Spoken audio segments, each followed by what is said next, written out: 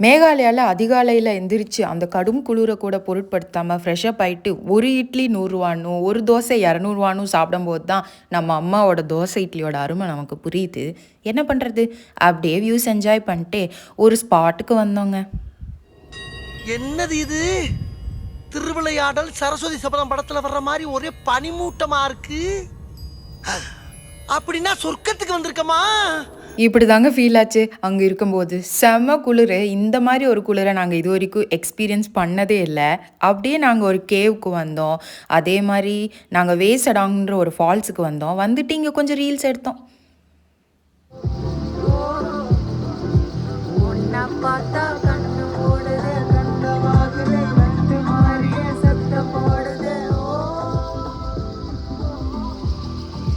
என்னடா பாடிட்டு இருந்தவ நடுங்கிட்டு இருக்கான்னு நெனைக்கிறீங்களா? அப்படி ஒரு குளிரு. மறுபடியும் ரூமுக்கு ட்ராவல் பண்ணி வந்து, அங்க கொஞ்சம் ஃபோட்டோ எடுத்துட்டு, அங்க கொஞ்சம் வீடியோ எடுத்துட்டு, அப்படியே அந்த டேவ முடிச்சுட்டோம்.